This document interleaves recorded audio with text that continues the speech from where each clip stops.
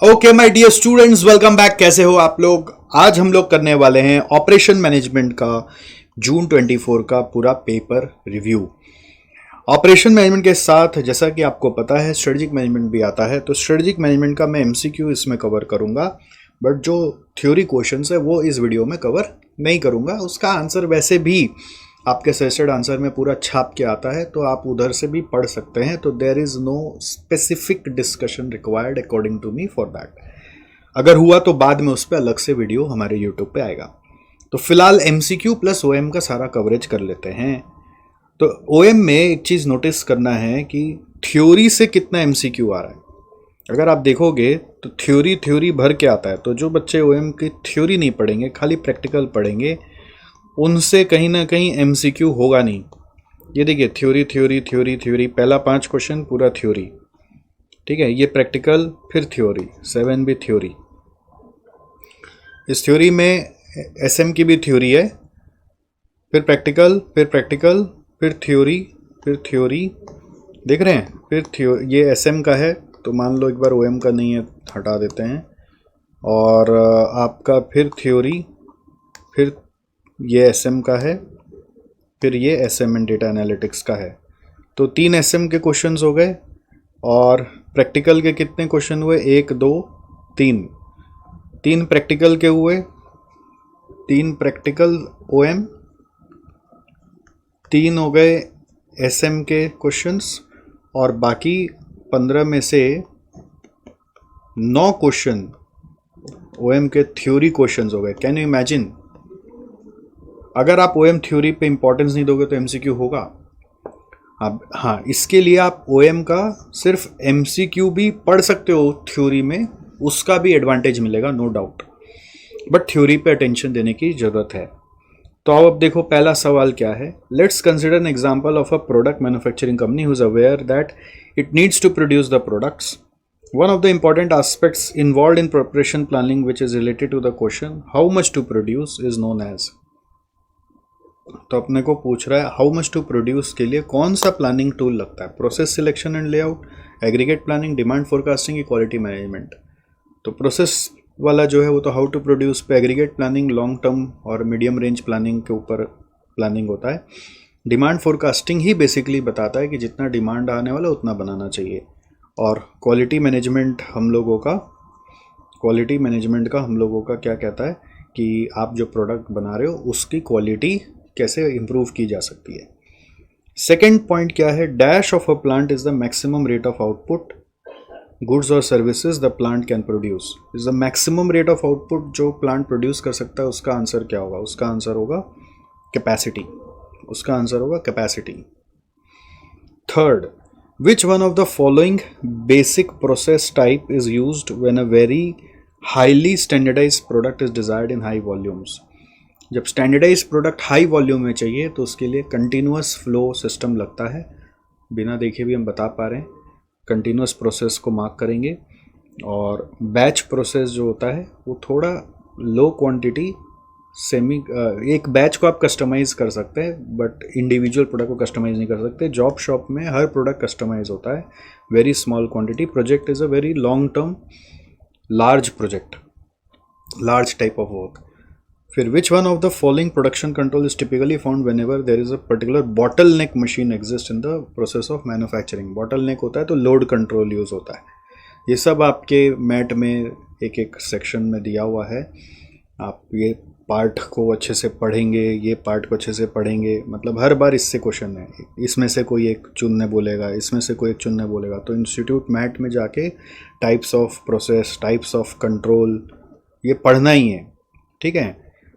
तो आपको समझ में आ जाएगा कि अल्टीमेटली इनमें से एक क्वेश्चन हर बार आ रहा है। फिर ये आईएसओ वाला भी क्वेश्चन हर बार आ रहा है प्राय, तो आपको इसको भी एक बार पढ़ना ही है। हर आईएसओ का नंबर का मतलब क्या है? जैसे 9001 जो आईएसओ है वो डिज़ाइन से सर्विस तक का कवरेज करता है। डिज़ाइन, प्रोक्योरमेंट, प्रोडक्शन, इंस्टॉलेशन और सर्विस। 9002 जो है वो प्रोक्योरमेंट से इंस्टॉलेशन तक का करता है। 9003 जो है वो प्रोडक्शन का कवरेज करता है। 9000 क्या चीज़ का कवरेज करता है? वो गाइडेंस के ऊपर काम करता है कि इसको इम्प्लीमेंट कैसे करें। तो हिसाब से यहाँ पे लिखा है कि entire process from purchasing to design to training, तो ऐसा लग रहा था कि ये इसका आंसर 9001 होगा। मैंने 9001 ही मार्क किया था, बट इंस्टीट्यूट का आंसर देखा तो 9000 निकला, तो समझा कि 9000 क्यों लिखा होगा। तो यहाँ पे वर्ड जो ट्रेनिंग लिखा है, इस ट्रेनिंग के कारण मुझे लग रहा है कि 9000 का इस्तेमाल किया गया है। 9000 बेसिकली गाइडेंस देता है on how to use your other ISOs on entire manufacturing. तो इसलिए वर्ड ट्रेनिंग से मेरे को लग रहा है कि ये 9000 को मार्क कर रहा होगा। नेक्स्ट क्या बोल रहा है, zinc plant Joe's manufacture product Z of 30 units per shift of 8 hours. If the standard time per unit is 12 minutes, what is the productivity per shift of 8 hours? तो प्रोडक्टिविटी पूछ रहा है। प्रोडक्टिविटी पर shift जब पूछता है तो हिसाब से उसका आंसर होता है आउटपुट पर शिफ्ट। तो आउटपुट पर शिफ्ट यहाँ पे दिया हुआ है 30 यूनिट्स पर शिफ्ट, तो हिसाब से आंसर तो 30 होना चाहिए, बट आंसर तो 30 में दिया हुआ ही नहीं है, 2% में दिया हुआ है। तो ऐसा समझ में आ रहा है कि यहाँ पे वर्ड प्रोडक्टिविटी का मतलब प्रोडक्टिविटी नहीं है फिर, क्योंकि यहाँ पे प्रोडक्टिविटी पर शिफ्ट मतलब का अगर मीनिंग होता तो आउटपुट पर शिफ्ट होता, बट आउटपुट पर शिफ्ट का हिसाब से ऑप्शंस गिवन नहीं है। तो हम समझ गए कि यहाँ पे एक स्टैंडर्ड टाइम दिया हुआ है, तो हम समझे कि भैया स्टैंडर्ड टाइम दिया, इसका मतलब एफिशिएंसी रेशियो मांग रहा होगा। प्रोडक्टिविटी का मतलब होगा एफिशिएंसी रेशियो। स्टैंडर्ड टाइम दिया, इसका मतलब प्रोडक्टिविटी का एफिशिएंसी रेशियो होगा। ठीक है, प्रोडक्टिविटी का मतलब है एफिशिएंसी रेशियो।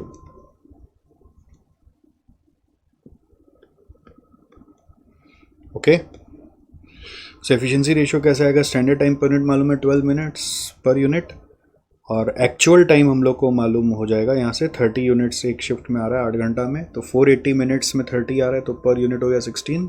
तो मैंने एफिशिएंसी रेशियो निकाला which is standard by actual time करके, that is coming 12/16, answer is 75%। तो सर ये कब पता चलेगा प्रोडक्टिविटी का मतलब एफिशिएंसी लेना, और डेटा देख के समझ में आएगा, और कैसे समझ में आएगा। फिर यहाँ पे बोल रहा है which one of the following design test asks whether a propose structure will set up links between parts of the organisation that are important but bound to be strained. तो लिंक वर्ड से link हम लोग समझ गए, the link test is the answer. ठीक है, next यहाँ पर बोल रहा है आपको manufacturer of ball bearings provides the following items that is being manage using a fixed order quantity model and safety stock. Fixed order quantity model सबसे easy होता है जो मटेरियल कॉस्टिंग में सीखते हैं। उसमें एनुअल डिमांड दिया हुआ है, ऑर्डर क्वांटिटी दिया हुआ है, और सेफ्टी स्टॉक दिया हुआ है। What is the average inventory level, तो एवरेज के लिए क्या करते हैं, मैक्सिमम प्लस मिनिमम बाय 2 करते हैं। तो मैक्सिमम लेवल जब सेफ्टी स्टॉक दिया होता है तो होता है safety stock plus order quantity. Order quantity is like economic order quantity है EOQ। तो सेफ्टी स्टॉक प्लस EOQ करा तो मैक्सिमम लेवल आ गया। Minimum level is equal to safety stock होगा, तो that is equal to 400। Minimum level is equal to safety stock is equal to 400। तो average level कैसे आएगा, minimum plus maximum by 2, 400 plus 4000 divided by 2। ठीक है, next इसके बाद अपने को ये क्वेश्चन प्रोजेक्ट मैनेजमेंट से दिया हुआ। हर बार एक क्वेश्चन प्रोजेक्ट मैनेजमेंट का मिलेगा ही मिलेगा, हर बार एक क्वेश्चन इन्वेंट्री मैनेजमेंट से मिलेगा ही मिलेगा। आप ये समझ ही लो कि एक क्वेश्चन मिलता ही मिलता है। तो ये सब दिमाग में अगर बैठा लोगे रिवीजन के समय तो आपको हेल्प करेगा। Slack time of tail event and slack time of head event of an activity are given. If total float is 16 days, free float will be. तो फ्री फ्लोट का फॉर्मूला होता है total float minus slack of head event.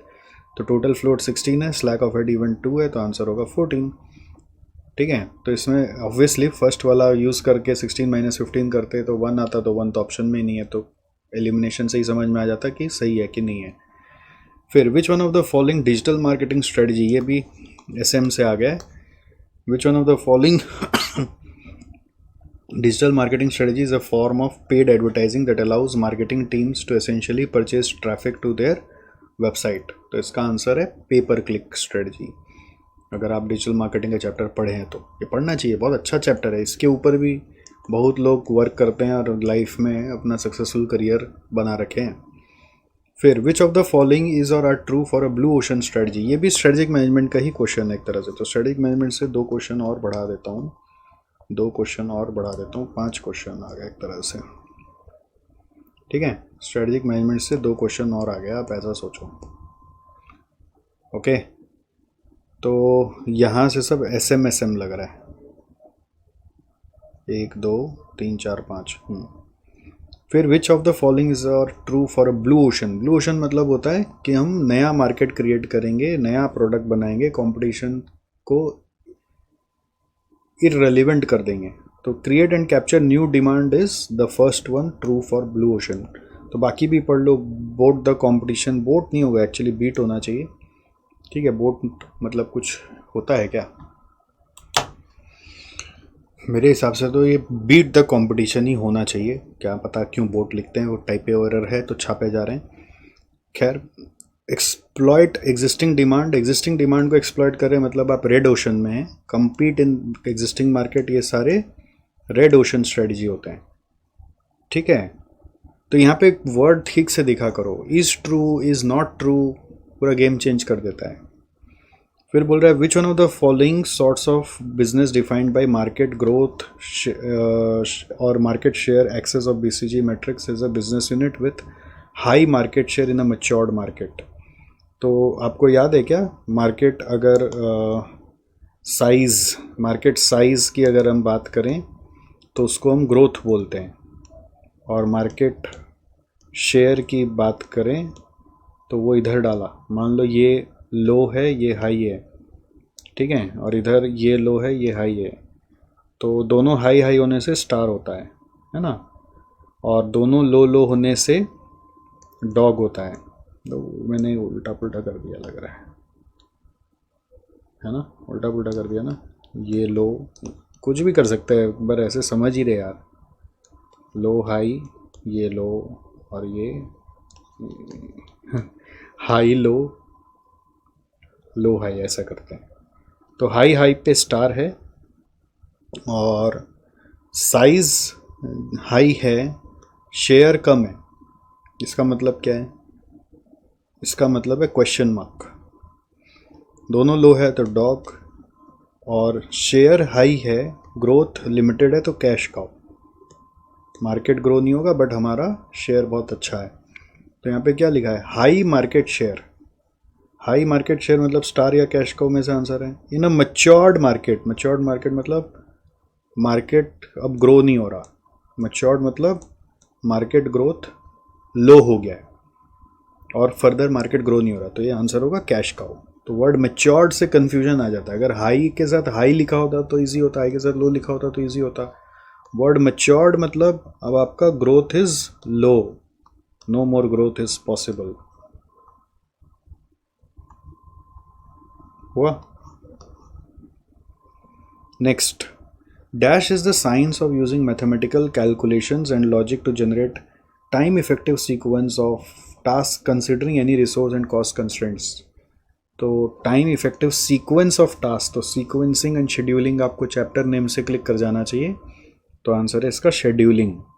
और ये सब कोई chapter हम लोग का था भी नहीं, कोई कॉन्सेप्ट भी नहीं था। फिर which one of the following announces that company is providing, what the company is providing to society इधर अ सर्विस और अ प्रोडक्ट। देखो, what the company is providing to society बोलने से ऐसा लग रहा है कोई विजन की बात हो रही है, बट इधर अ सर्विस और प्रोडक्ट बोला तो ये मिशन की बात हो गई। फिर which one of the following types of cloud computing is a distribution model that deliver software applications over the internet. इसको SaaS बोलते हैं, SaaS। These applications are often called web services. कितना कंफ्यूजिंग है, वेब सर्विसेज से आदमी match करेगा AWS, तो wrong है।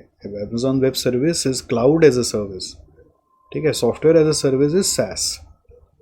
ऑलराइट, तो क्या है, अब देखो MCQ करने में ईजी है, बट ठीक से थ्योरी नहीं पढ़ा हो तो मिस्टेक्स होंगे। We have to save ourselves from those mistakes, it's very very important. Next question देखो, यहाँ पर सेक्शन बी में आते हैं, उसका प्लानिंग कैसे करेंगे। आपको 5 क्वेश्चंस करने हैं। 5 में देखिए 2 नंबर, 3 नंबर, 4 नंबर, 5 नंबर आपको OM से मिल रहा है, और 6, 7, 8 SM से मिल रहा है। तो आपको कितने क्वेश्चन करने हैं, 5 करने हैं, ठीक है।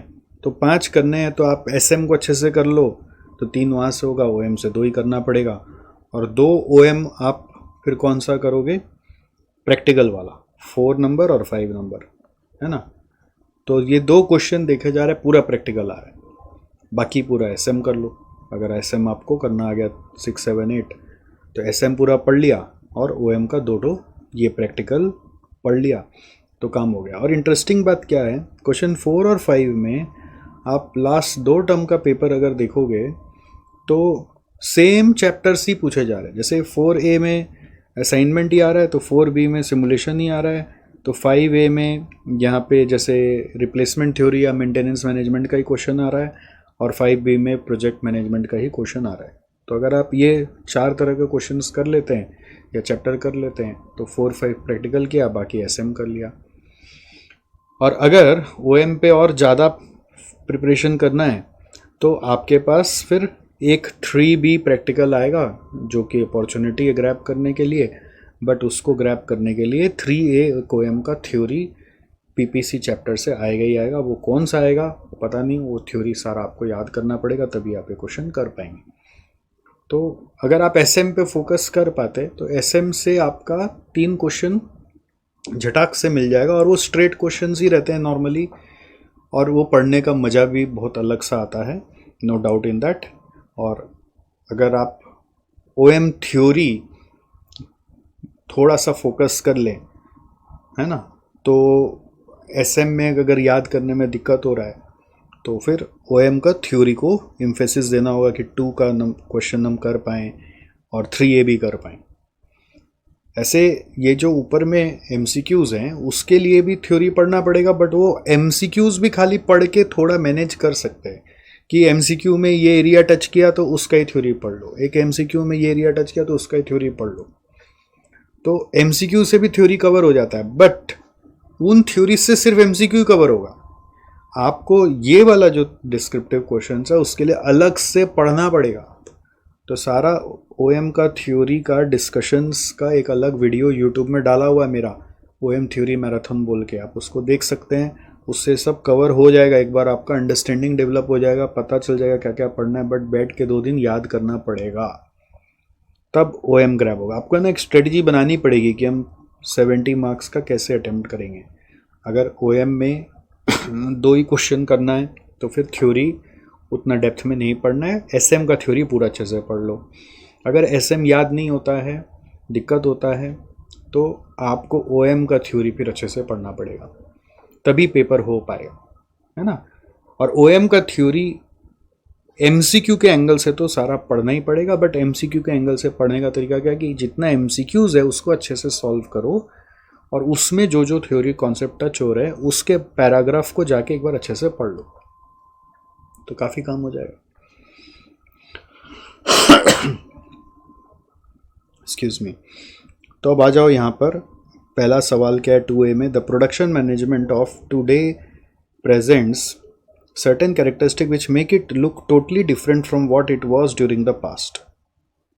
बोल रहे आज का जो प्रोडक्शन मैनेजमेंट है वो काफ़ी डिफरेंट है from what it was during the past. Specifically today's production system is characterized by at least 4 features.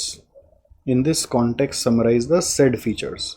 तो मॉडर्न प्रोडक्शन मैनेजमेंट के बारे में बोल रहा है, उसमें आप बोल सकते हैं वो सब पॉइंट्स जो फर्स्ट चैप्टर में सिखाया गया है, manufacturing as competitive advantage, service orientation, no smoke stack, small is beautiful.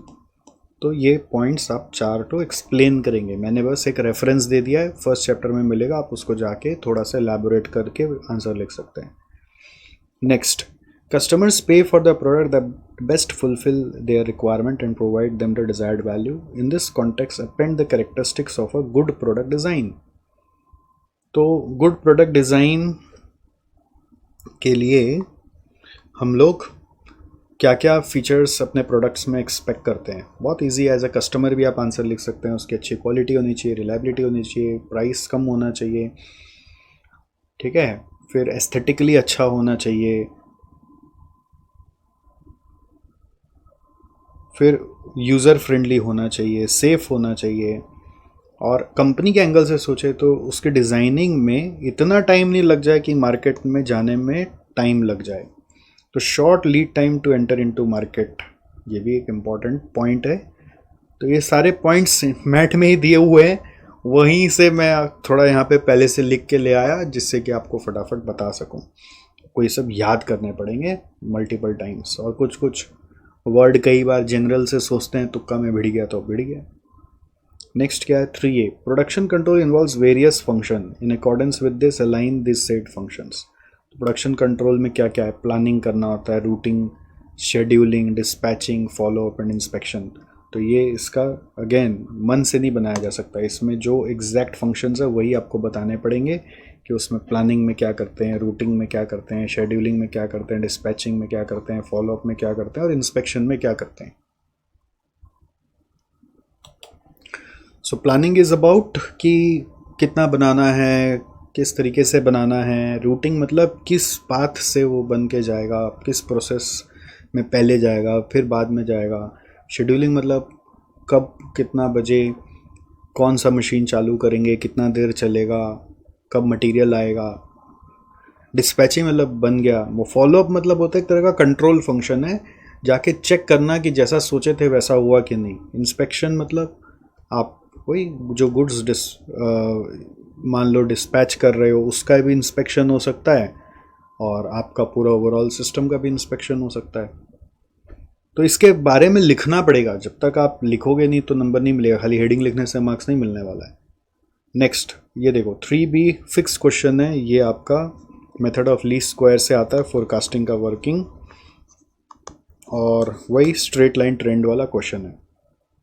तो इसमें क्या दिया हुआ है आपको, 1 2 3 4 5 साल का ईयर वाइज प्रोडक्शन का डिटेल्स दिया हुआ है, और बोल रहा है using method of least square analyse a straight line value and assess estimated production for years 14 and 28। तो इसमें क्या है देखो, गैप देखो 15 17 19 21 23 है, तो इस कारण से यहाँ पे 3 2 5 गैप है ना, तो ये मिडल ईयर बन जाएगा। 19 को मिडल ईयर बना के आप काम कर सकते हो, ठीक है। अच्छा, एक बार एग्ज़ाम में ऐसा क्वेश्चन आया जिसमें था 2015 फिर 17 फिर मान लो 20 फिर था 21 फिर था 24, या हाँ ऐसा। तो गैप अनइवन कर दिया, जैसे पहले 2 साल फिर 3 साल फिर 1 साल फिर 3 साल। जब ऐसा गैप दिया हो तो उस समय ओरिजिन किसको बनाएंगे? तो ओरिजिन बनाने के लिए सिंपल तरीका क्या फॉलो करोगे, काउंट करोगे 1 2 3 4 5, तो 5 है तो मिडल वाला जो वैल्यू है उसको ही ओरिजिन बना दोगे। इसमें जो गैप है उससे कोई लेना देना नहीं, ठीक है। और गैप हम लोग जब ऑड नंबर देखेंगे, ठीक है, ऑड नंबर है ना, n is equal to odd, तो ओरिजिन इज मिडल ईयर, और ऑड नंबर जब देख रहे हैं तो मिडल वाला ओरिजिन ले लिया। और स्केल क्या होगा, what will be scale, scale is equal to 1 year. ध्यान रखना, scale will be equal to 1 year, क्यों, क्योंकि 1 से डिविजिबल है। बट इवन नंबर जब दिया हुआ होता है, जैसे 15 17 19 21 4 डेटा ही होता, तो ओरिजिन क्या होती? अगर ऐसा दिया होता 15 17 19 21 इवन नंबर दिया होता तो ओरिजिन होता 17 और 19/2, तो 17 + 19/2 दिया होता तो 2018 है। तो क्या 18 और 15 का गैप में तो डेसिमल आ रहा है? डेसिमल नहीं आ रहा है, तो स्केल कैन बी 1 ईयर। जैसे scale year also can be 1 year because it is easily divisible with 1 year ना। स्केल का कॉन्सेप्ट ये है कि आप ना नंबर को होल नंबर में ले आओ। बट अगर मान लो 15 16 17 18 दिया होता, तो अब हम ओरिजिन क्या लेंगे, तो 16 और 17 का middle year which will be 16.5। अब 16.5 से अगर वर्किंग करेंगे तो सम बहुत डिफिकल्ट हो जाएगा, तो 15 और 16.5 का डिफरेंस का आंसर डेसिमल में आ रहा है। उस डेसिमल को होल नंबर में लाने के लिए इस सिनेरियो में स्केल को 0.5 ईयर लिया जाएगा, समझ गए। तो ऐसे सिनेरियो में स्केल 0.5 आएगा, ऐसे सिनेरियो में स्केल 1 ईयर ही रहेगा, ठीक है। और ओरिजिन क्या होगा, जो बस बाय ऑब्जर्वेशन आपको मिडल वाला मिल रहा है। और यहाँ पे जो सिनेरियो है 15 17 19 21 23, इसमें भी जो ओरिजिन है वो मिडल ईयर के हिसाब से 19 आ रहा है, तो 19 लेके चलेंगे, ठीक है। और प्रोडक्शन आपको दिया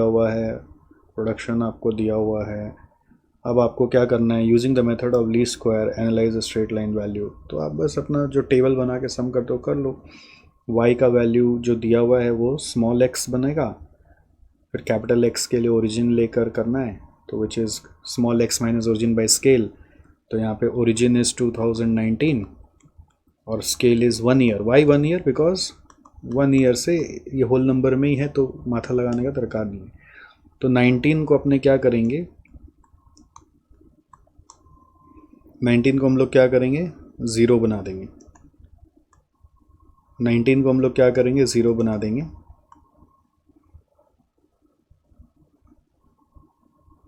ठीक है, फिर ज़ीरो से रिवर्स मारेंगे, -2। क्यों -2? क्योंकि x माइनस ओरिजिन करेंगे तो -2, फिर -4, फिर नीचे आएंगे तो +2 +4 करके ये कैपिटल X आ गया। फिर y का वैल्यू, ये y दिया हुआ ही है। फिर अपने को याद होगा वैल्यू चाहिए x स्क्वायर और xy, x स्क्वायर और xy का वैल्यू निकाल दिया, सबको जोड़ दिया, है ना। जो भी आंसर आया वो यहाँ पे हमने लिख लिया। ठीक है, अब अपने को दो नॉर्मल इक्वेशन सॉल्व करने पड़ते हैं। एक summation y is equal to NA plus b summation x। तो summation y is 315 is equal to NA, n मतलब number of observation is 5a plus b summation x। B summation x का मतलब क्या है, b into summation x, b into summation x is 0। तो इसको solve किया तो a का वैल्यू आ गया। फिर उसी तरह से दूसरा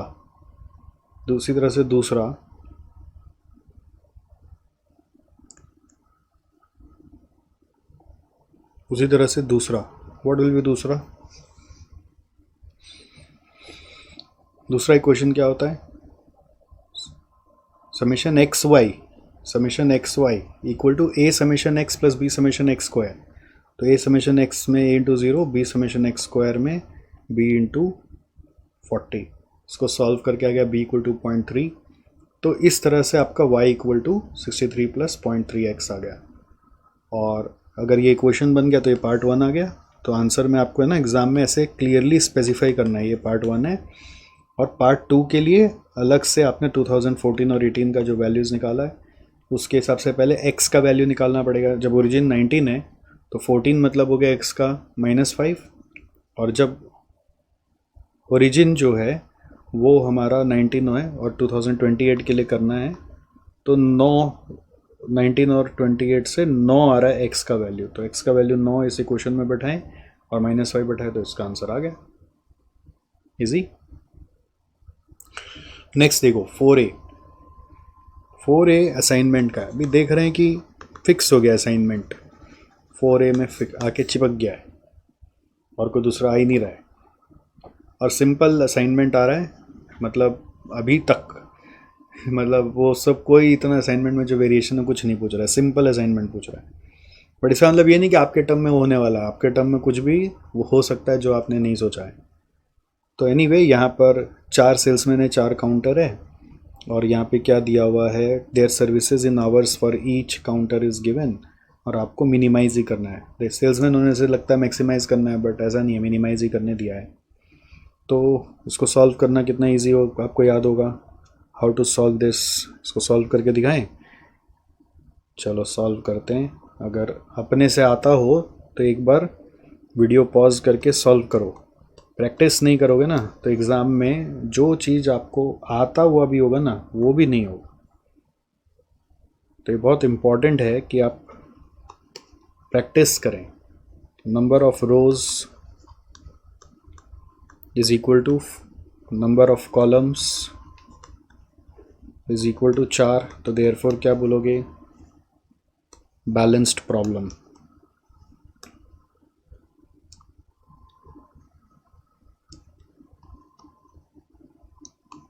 गॉट इट।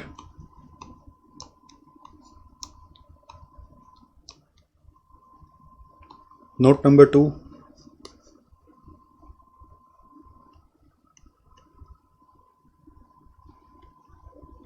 Row minimisation.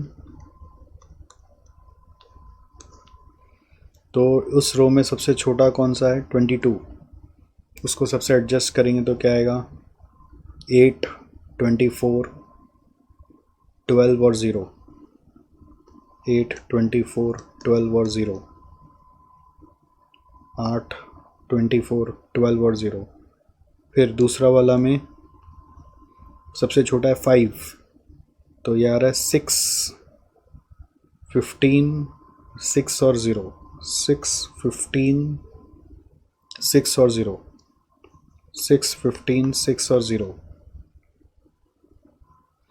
6, 15, 6 और 0, फिर क्या है 18, तो 18 है तो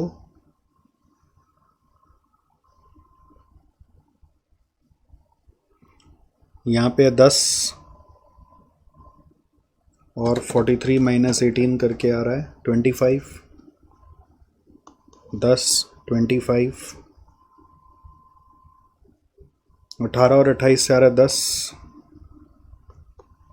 और ये 0, फिर 8 से क्या आ रहा है 6, 15, 9 और 6, 15, 9 और 0, राइट। तो सारा इधर ही आ गया। तो नोट 3 क्या करना है, कॉलम ऑपरेशन करना है, कॉलम मिनिमाइजेशन करना है। तो कॉलम में सबसे छोटा क्या है 6, तो 2, 0, 4, 0, यहाँ पे क्या 15, 9, 0, 10, 0, यहाँ पे क्या है 6, तो 6, 0, 4, 3, 6, 0, 4, 3, यहाँ पे क्या है 0, 0, 0, 0। सो अब क्या करना है, लाइन मारना है। तो सबसे पहले जहाँ सबसे ज़्यादा ज़ीरो दिख रहा है, 2 लाइन में कवर हो गया सारा ज़ीरोज़, और यहाँ पे एक ज़ीरो और, तो n इक्वल टू एक लाइन और, मतलब n इक्वल टू 3, 4 चाहिए 3 आया। तो एडजस्टमेंट करेंगे, एडजस्टमेंट 1, अनकवर्ड में सबसे छोटा ले लो विच इज़ 2, उसको सारे अनकवर्ड से माइनस, कवर्ड पे कुछ नहीं, जंक्शन पे ऐड। तो क्या होगा 0, 7, 5, सॉरी 4, कवर्ड पे कुछ नहीं, 0, 0, 0, जंक्शन पे ऐड 2, 8, 2, 0, 0, 0, 3, 2। सो ये आ गया एडजस्टमेंट 1, ठीक है। सो अब वापस से लाइन ड्रॉ करते हैं। सबसे ज़्यादा ज़ीरो जिधर दिख रहा है पहले यहाँ पर, फिर देखो 2 ज़ीरो वाला दिख रहा है, 2 ज़ीरो, 2 ज़ीरो और एक यहाँ पे आ गया। तो इस तरह से n इक्वल टू 4 हो गया। आप इसको वापस से क्रॉस चेक कर सकते हो कि कहीं कोई ऐसा तरीका है क्या जिससे लाइन कम ड्रॉ हो। जैसे यहाँ पे 3 ज़ीरोज़ है, एक यहाँ पे 2 ज़ीरो है, यहाँ पे 2 ज़ीरो है, यहाँ पे इसके लिए एक लग ही रहा है। तो n इक्वल टू 4 आ रहा है, तो देयरफॉर आप बोलेंगे optimum solution has been reached.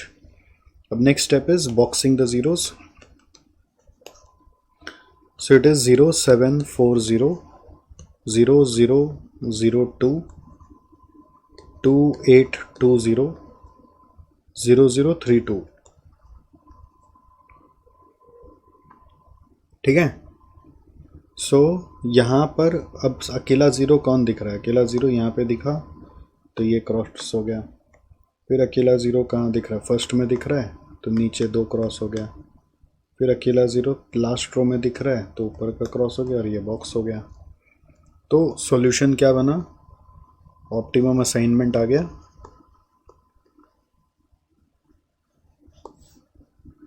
Optimum assignment ABCD PQRS है, तो इधर सेल्समैन है, इधर काउंटर है, ABCD। तो A को क्या मिला है P, B को क्या मिला है R, इसको मिला S, इसको मिला Q। तो इसका टाइम क्या होगा PRSQ का, देखो यही आंसर मार्क किया हुआ PRSQ का 30, 11, 18 और 23, 30, 11, 18, 23। तो इसको टोटल कर दीजिए, आंसर आ जाएगा 30, 11, 18, 23, ये आंसर आ रहा है 82।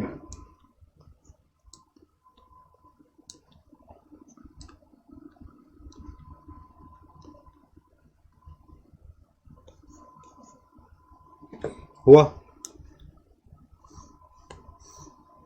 क्लियर है, yes. So what is the next question? Next question क्या है? ये देखो सिमुलेशन, ये सब फिक्स हो गया, असाइनमेंट का क्वेश्चन है, सिमुलेशन का क्वेश्चन है 4A 4B में। प्रोडक्शन दिया हुआ है, प्रोबेबिलिटी दी हुई है। Finish trucks transported by train at the end of the day, train capacity is 51। देख के समझ में आ रहा होगा ये एम्प्टी स्पेस और वेटिंग वाला होगा। तो इधर रैंडम नंबर स्टेटेड बाय सुप्रा दिया हुआ है, सिमुलेट करो फर्स्ट 10 days, ट्रक्स वेटिंग और एम्प्टी स्पेस निकालना है। तो इसमें क्या हो रहा है ना, इंस्टीट्यूट का सॉल्यूशन में एरर चल रहा है बहुत समय से, और इस सॉल्यूशन में भी एरर है। तो ये वीडियो सॉल्यूशन देखने का मतलब ये है कि आप इंस्टीट्यूट के हिसाब से एग्ज़ाम में करके आएँ, नहीं तो नंबर काटेगा। आपका बुद्धि के हिसाब से आपको नंबर नहीं देगा, वो अपने सॉल्यूशन के हिसाब से नंबर देगा। इस चीज़ का ध्यान रखें, ठीक है। तो क्वेश्चन नंबर 4B, तो सबसे पहले क्या करते हैं हम लोग, प्रोडक्शन पर डे, फिर लेते हैं प्रोबेबिलिटी, फिर होता है क्यूमुलेटिव प्रोबेबिलिटी इंटू 100, फिर होता है रैंडम इंटरवल। तो प्रोडक्शन पर डे में 45 से 55, 45, 46, 47, 48, 49, 50, 51, 52, 53, 54, 55। फिर प्रोबेबिलिटी है 3, 5, 7, 10, 15, 20, 3, 5, 7, 10, 15, 20, 15, 10, 7, 5, 3, 15, 10, 7, 5, 3 है। तो इजी, पूरा क्यूमुलेटिव करना है। 3, 8, 15, 25, 40, 60, 75, 85, 92, 97 और 1। 3, 8, 15, 25, 40, 60, 75, 85, 92, 97, 100। रैंडम इंटरवल क्या होगा? 00, 03, 08, 15, 25, 40, 60, 75, 85, 92, 97, 02, 07, 14, 24, 39, 59, 74, 84, 91, 96, 99।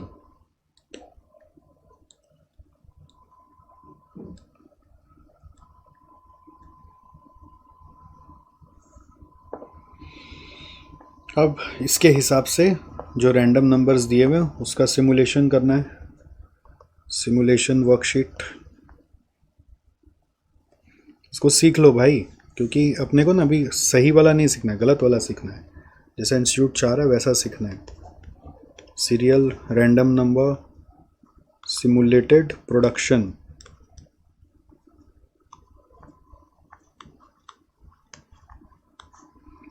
ठीक है। तो सीरियल नंबर में 1, 2, 3, 4, 5, 6, 7, 8, 9, 10 है। तो 10 तो है यहाँ पे, 1, 2, 3, 4, 5, 6,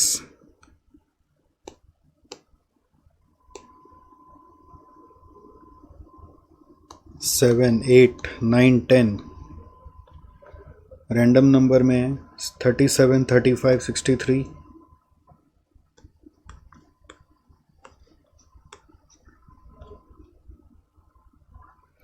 25, 50, 71,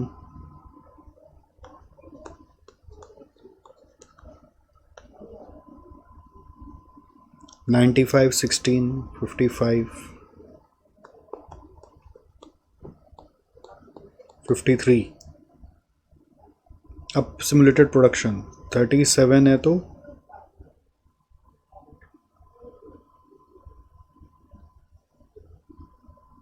49, 35 है तो 49, 63 है तो 63 इधर है 51, इधर 63 है ना, फिर 25 है तो 25 होने से 49,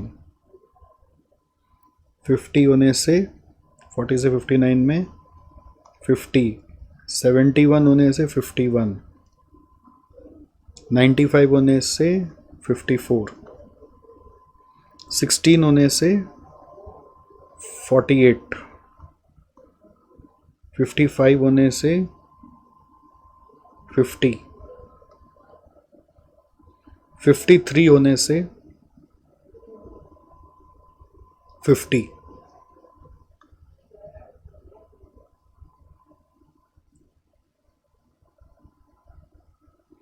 हुआ। सो अब हम लोग को क्या करना है अब वो पूछ रहा है कितना वेटिंग रहेगा और कितना एम्प्टी स्पेसेस रहेगा, क्योंकि ट्रेन में जा रहा है, ट्रेन में 51 का जगह है, तो 51 का जगह तो 2 एम्प्टी गया, वेटिंग कुछ नहीं, फिर 2 एम्प्टी गया, वेटिंग कुछ नहीं, 51 है तो पूरा हिसाब बराबर, नो एम्प्टी नो वेटिंग, फिर डैश 2 एम्प्टी गया, फिर डैश 1 एम्प्टी गया, फिर वेटिंग कुछ नहीं और एम्प्टी भी कुछ नहीं, फिर यहाँ पे वेटिंग 3 हो गया तो एम्प्टी कुछ नहीं हुआ, क्योंकि 51 का कैपेसिटी है, 54 बना लिए तो 3 वेटिंग। अब यहाँ पर देखो जब 48 हुआ तो वेटिंग कुछ नहीं, हिसाब से 48 के बाद ये 3 जो वेटिंग है तो अगला दिन आपका वेटिंग वाला तो ट्रांसपोर्ट होगा ना, तो एम्प्टी भी कुछ नहीं होना चाहिए। बट इंस्टीट्यूट कह रहा है कि यहाँ पे हम 3 एम्प्टी मानेंगे। मेरा कैलकुलेशन लॉजिक बोलता है, जैसे अपने क्लास में पढ़े हैं, वो बोलता है कि एम्प्टी स्पेस 0 होना चाहिए, बिकॉज 3 जो है ना कैरी फॉरवर्ड हो रहा है वेटिंग वाला, उसको रास्ता में थोड़ी ना फेंक देंगे, वो इंडिपेंडेंट सिनेरियो मान के इंस्टीट्यूट कर रहे हैं। तो आप अगर अब एग्ज़ाम में अगर लॉजिक यूज़ करोगे, इंस्टीट्यूट से आंसर मैच नहीं होगा, चेकर को थोड़ी ना बुद्धि है, तो काट के 0 दे देगा।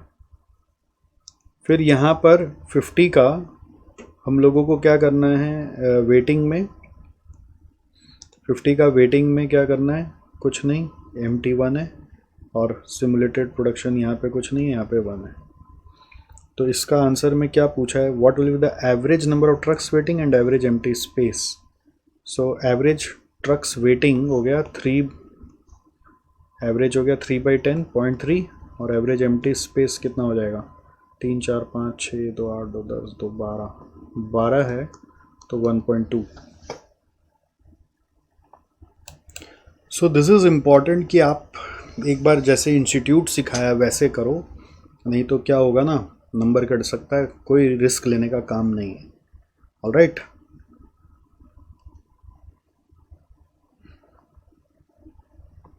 नेक्स्ट देखो यहाँ पर आ जाओ 5A। 5A नॉर्मली क्या तो ग्रुप रिप्लेसमेंट, इंडिविजुअल रिप्लेसमेंट या नॉर्मल रिप्लेसमेंट थ्योरी का क्वेश्चन आ रहा है। तो ये रिप्लेसमेंट थ्योरी का क्वेश्चन है, ऑप्टिमम रिप्लेसमेंट पीरियड आपको निकालने बोल रहा है। आपको पूछ रहा है average annual cost of truck for each year निकालो, एनालाइज करो at which age the truck should be replaced on economic consideration. तो आपको यहाँ पर डिटेल्स दिया हुआ है, ट्रक का परचेज प्राइस है 6 लाख, रनिंग कॉस्ट हर साल इंक्रीमेंटली बढ़ रहा है, रीसेल प्राइस हर साल घट रहा है। तो अगर आपको याद होगा ये फॉर्मेट था इसका, इसी में भर देते हैं बस, 1 2 3 4 5 6 7 8। रनिंग कॉस्ट क्या है, 100 120 140 180 230 280 340 400। क्यूमुलेटिव क्या होगा, 100 220 360 540 360 180 से आ रहा है, 540 और 230 से आ रहा है 770 प्लस 280 1050 प्लस 340 1390 प्लस 400 1790। डेप्रिसिएशन होगा capital cost minus resale value, 6 lakh minus 300, इसको कैपिटल लॉस भी बोलते हैं। तो 600 माइनस 300 300, 600 माइनस 150 450, 600 माइनस 75 525, 600 माइनस 37.5, 562.5, तो 600 माइनस 20 यानी 580 सब में आ जाएगा। टोटल कॉस्ट आ जाएगा इन दोनों को ऐड करके 400, 670, फिर आ रहा है 360 और 525, 885। अपने से करोगे तो बहुत फ़ायदा होगा। हाँ, कैलकुलेशन और शार्प होता है, जितना प्रैक्टिस करते हो उतना शार्प होता है। 1102.5, 770 और 580, 1350, 1050 और 580, 1630, 1390 प्लस 580, 1970, 1790 प्लस 580, 2370।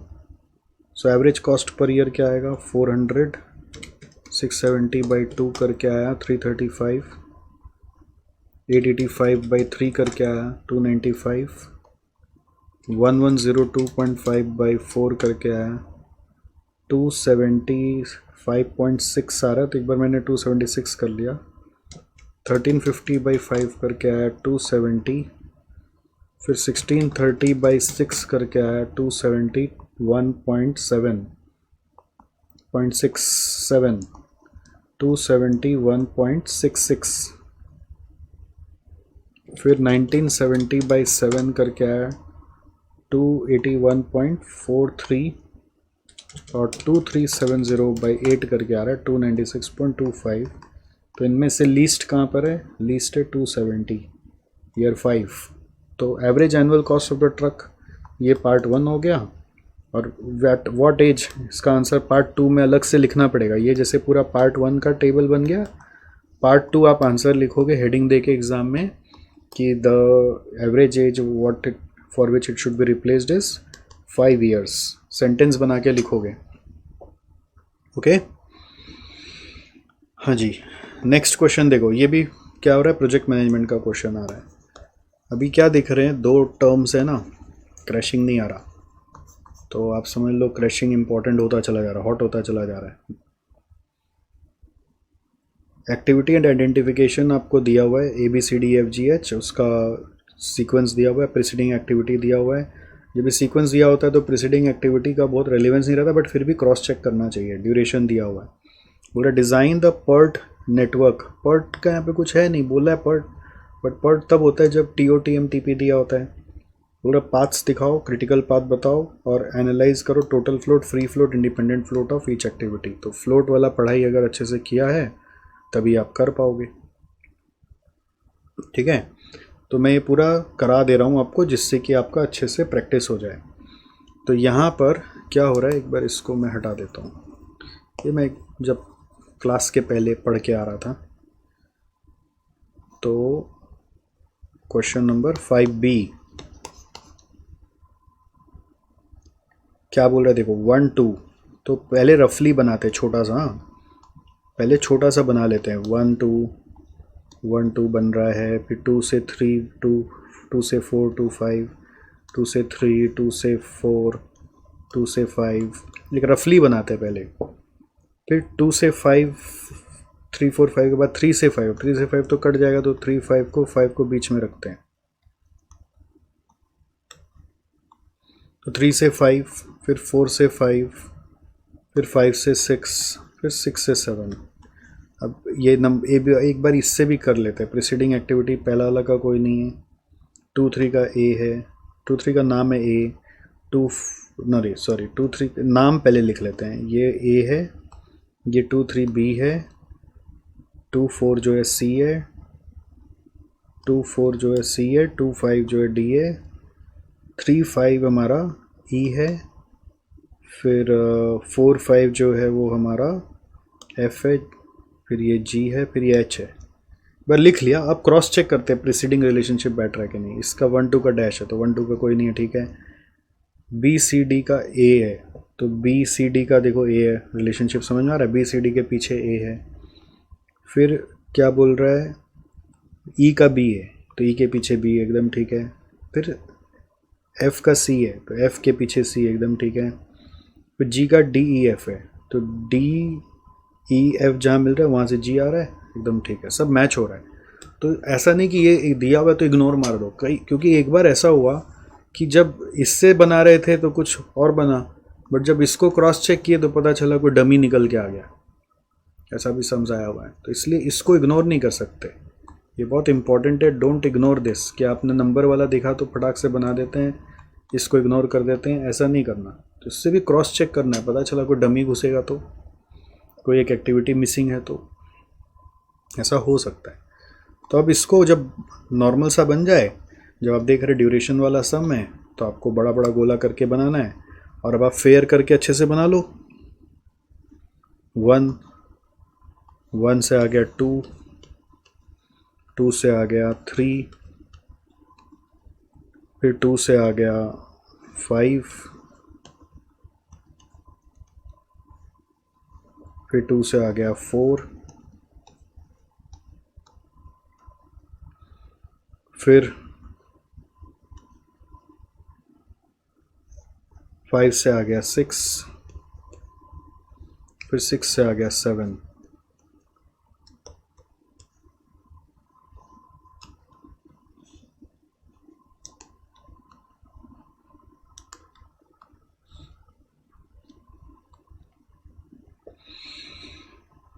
समझ गए?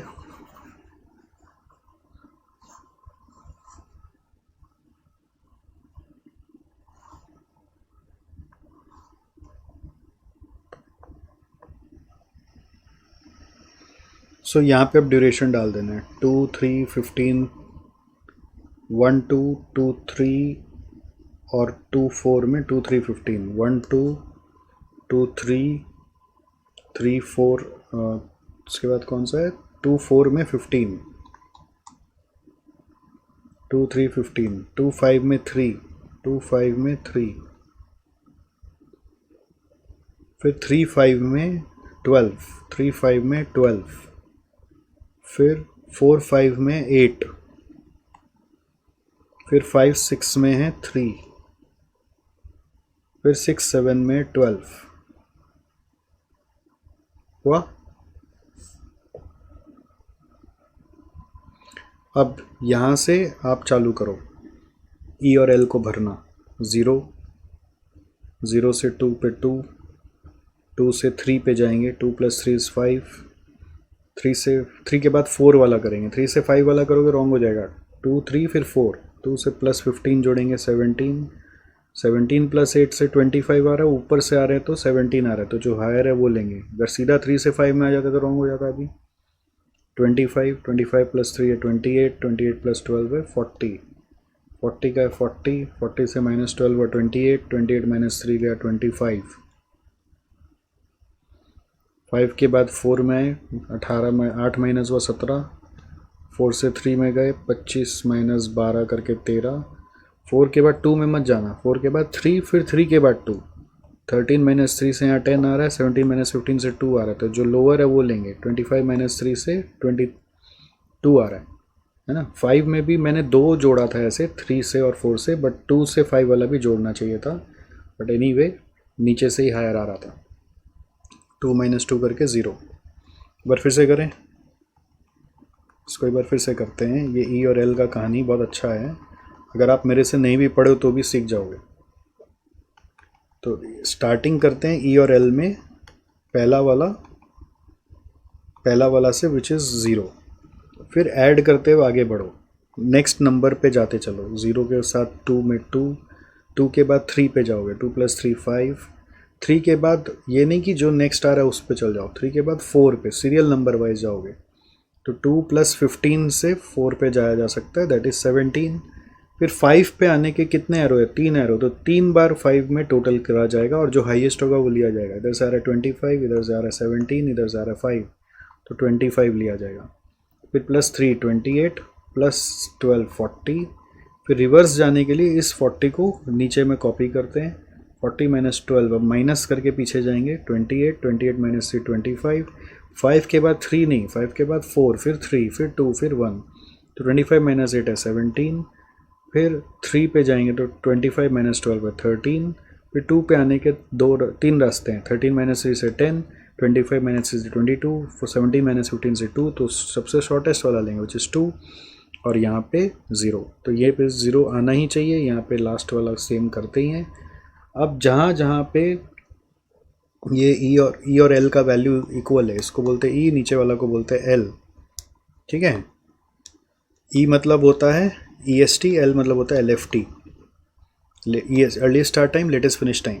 तो अब आप जहाँ जहाँ इक्वल है उसको ज्वाइन करोगे तो क्रिटिकल पाथ बन जाएगा। तो 1 2, फिर 2 3 पे इक्वल नहीं है तो ऊपर नहीं जाना, बट 2 5 पे इक्वल है तो डायरेक्ट 2 5 पे नहीं जाना, जो लॉन्गेस्ट रूट है इक्वल का वो पकड़ना है। तो 2 से नीचे वाला में भी इक्वल है तो इसमें जाना है। ये शेड करते जा रहा हूँ, डबल लाइन मतलब शेड कर रहा हूँ क्रिटिकल पाथ के लिए। फिर यहाँ से ऊपर भी जो इक्वल है, ये भी इक्वल है, ये भी इक्वल है, तो क्रिटिकल पाथ निकल आया। Critical path is 1 2 4 5 6 7। ड्यूरेशन निकल आया, ड्यूरेशन इज़ 40, ठीक है। तो क्वेश्चन में क्या बोला, design the PERT network diagram and indicate all paths through it, हो गया। और उसके बाद identify the critical path and duration, part 1 part 2 हो गया। This is part 1, this is part 2। Question में बोला indicate all paths through it, तो आप सारा पाथ्स दिखा दो। यहाँ पे क्या क्या पाथ्स हैं, यहाँ पर पाथ्स है 1 2 3 5 6 7। फिर कौन सा पाथ है, मिडल वाला 1 2 5 6 7, फिर नीचे वाला 1 2 4 5 6 7, तो 3 पाथ है। इनका ड्यूरेशन दिखा दो आप ऐड कर करके, 2 + 3 5 12 5 17 3 20 और 12 32। फिर मिडल वाला में 3 2 5 3 8 और 12 12 और 8 30। फिर 1 2 4 5 6 7 में 15 2 17 8 25 3 28 और 12 40। ओके, तो ड्यूरेशन है 40, क्रिटिकल पाथ इज दिस, जो लॉन्गेस्ट पाथ है वो क्रिटिकल है, उसको शेड भी कर दिया। अब बोल रहा है total float, free float, independent float सब बता दो, तो उसके लिए पूरा टेबल बनाना पड़ेगा पार्ट 3 के लिए। और एक बार सीख लोगे ना तो आपको दिक्कत नहीं आएगा। अभी क्या होता है ना, ये रिवीजन में हम लोग को भूल जाते हैं हम लोग, क्योंकि इसका कोई नोट्स देख के रिवाइज नहीं कर सकते, तो सम सॉल्व कर करके रिवाइज करना पड़ता है।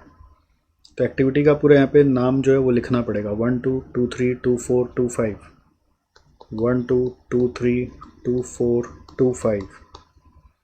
फिर क्या है 3 5 4 5 5 6 6 7, 3 5 4 5 5 6 6 7।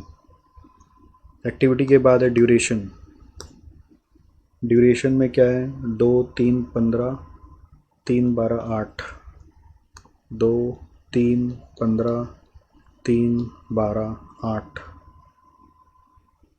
फिर क्या है 2 3 15 3 12 8 3 और 12।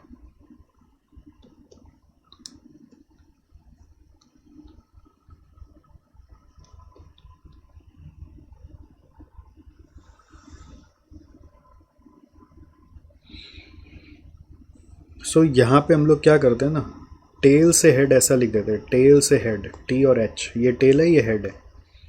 अब इसका अपने ई कॉपी करेंगे, ई मतलब अर्लीस्ट स्टार्ट टाइम, उसके लिए क्या करते हैं चेक टेल इवेंट चेक करते हैं। जैसे 1 2 का अगर लिखना है तो 1 चेक करेंगे, ठीक है। तो ई एस टी का 1 का ई ऊपर में होता है, एल नीचे में होता है, तो 1 का ई है 0।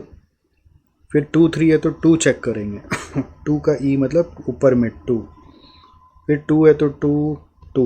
फिर 3 5 है तो 3 चेक करेंगे, 3 5 में 3 का ई है 5, 3 का ई है 5। 4 5 में 4 चेक करेंगे, 4 का ई है 17। 5 6 में 5 का चेक करेंगे, 5 का ई है 25। 6 7 का ई है 28। So this is check tail event का ई एस टी। अब एल एफ टी चेक करना है। एल एफ टी क्या होता है, हेड इवेंट से चेक करते हैं, चेक हेड इवेंट।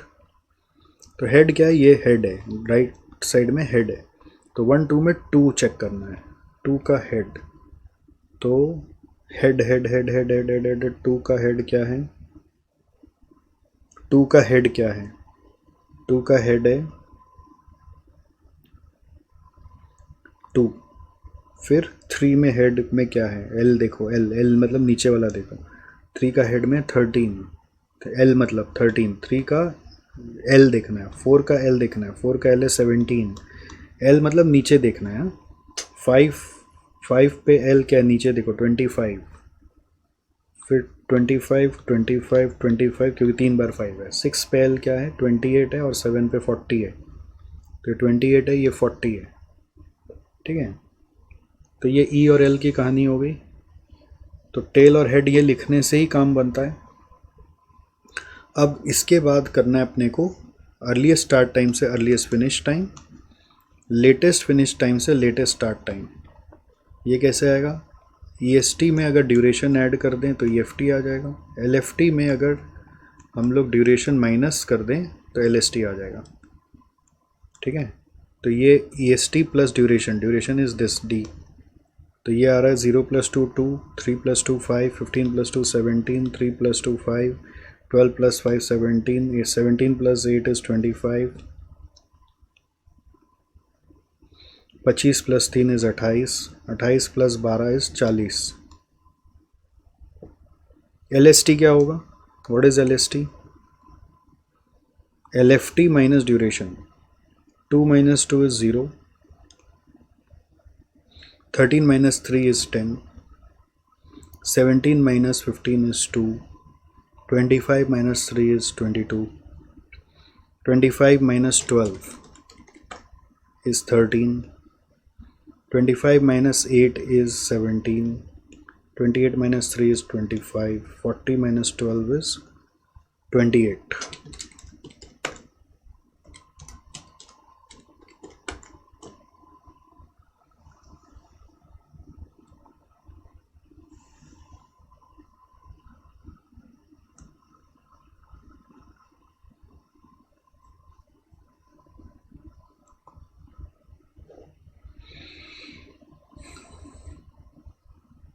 इसके बाद क्या करना है, total float.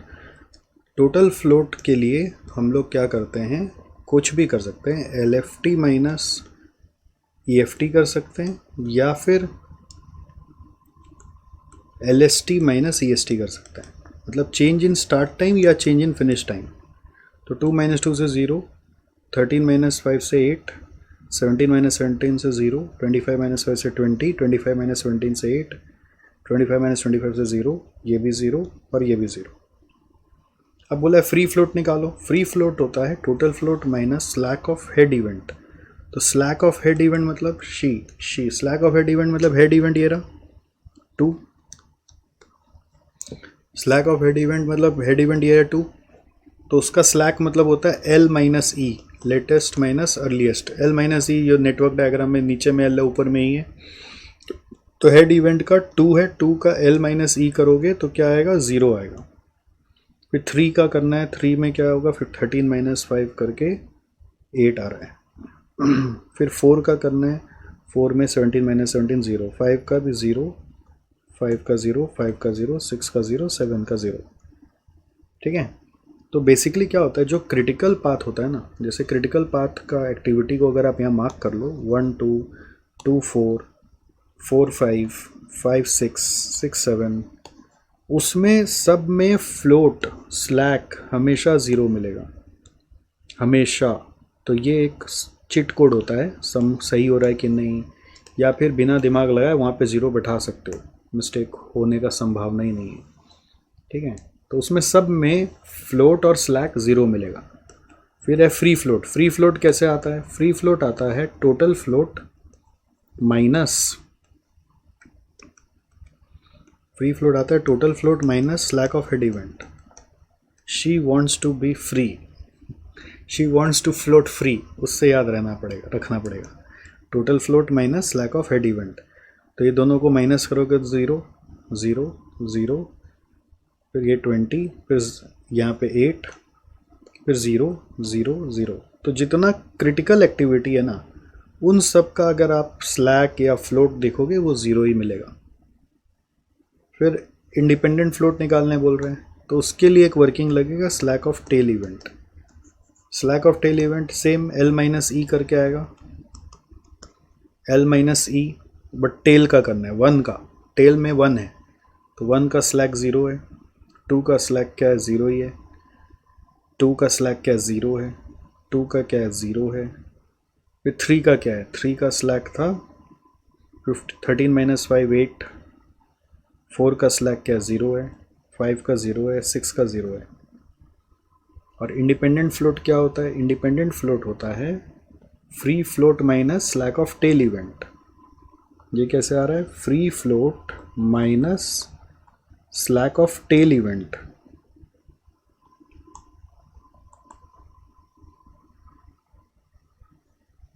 Free float minus slack of tail event, तो ये कैसे आएगा, फ्री फ्लोट इज हम लोग का 0, slack of tail event is 0, 0 - 0 is 0, 0 - 0 is 0, 20 - 0 is 20, 8 - 8 is 0, 0 0 0। Independent float कई बार नेगेटिव आ जाता है, अगर नेगेटिव आ रहा होगा तो आंसर 0 लिखना है, ध्यान रखना है। हो गया, सम ओवर। और अगर आप दिमाग कम लगाना चाहते हो तो जो क्रिटिकल एक्टिविटीज़ है उन सब में तो 0 आता ही है, तो आप ऑटोमेटिकली यहाँ पर बस कॉलम बनाकर सब 0 बैठा दीजिए, जो क्रिटिकल एक्टिविटीज़ है उसको मार्क कर लीजिए डैश देकर, नीचे में खटिया लगाकर, नीचे में बोलते हैं ना खटिया लगाकर, जो मेरा क्रैशिंग के वो उनको पता होगा खटिया का मतलब, तो वहाँ पे चुपचाप 0 बैठा ही दीजिए। आपको करना ही खाली कम से कम वैल्यू का है, इससे टाइम बचता है। तो ये अब मेरा एक बार में कैसे हो गया, प्रैक्टिस। मैं इतनी बार ये सब प्रैक्टिस कर चुका हूँ कि मेरे लिए इजी हो गया। आपके लिए इजी कब होगा, जब आप प्रैक्टिस करोगे। मैं इंटेंशनली आपको पूरा यहाँ पे करके दिखाया क्योंकि मैं चाहता था कि आपका प्रैक्टिस हो जाए, ठीक है। नहीं तो मैं करके भी ले आ सकता था और सीधा आपको बोलता है यहाँ देख लो। तो प्रैक्टिस देखने से नहीं होता है, जैसे स्विमिंग देख के नहीं सीख सकते, ड्राइविंग देख के नहीं सीख सकते, आपको करना पड़ेगा, जब करोगे तब होगा। तो यहाँ पे भी करना पड़ेगा, ये बहुत इम्पॉर्टेंट है, समझ गए। तो इसी के साथ OM का पार्ट ख़त्म हुआ। ये 3 क्वेश्चन अब जैसा कि देख रहे हैं SM का है। SM का आंसर्स डायरेक्टली आपको अपने सजेस्टेड में मिल जाएगा, और बहुत ज़्यादा कोई ट्विस्टेड क्वेश्चन नहीं है। भले ही क्वेश्चन कैसे भी स्टार्ट हो रहा हो, जो आंसर है वो बहुत स्ट्रेट आंसर है। तो लर्न एंड राइट वाला खेला है, आप जितना अच्छा लर्न कर सकते हैं उतना अच्छा आप राइटिंग कर सकते हैं। आप बोलेंगे हम राइटिंग में कमज़ोर हैं, लर्निंग में कमज़ोर हैं, तो इस पेपर में थोड़ा मिस्टेक्स होगा, अपना मन से बनाओगे नंबर कटेगा, है ना। तो that's it in this, I hope you enjoyed, and please do share your experience, and please also watch it again if required. खाली एक बार में छोड़ दो ऐसा नहीं तो एटलीस्ट बैठ के जो सम्स यहाँ पे बनाए उसको एक बार और कर लो, ओके।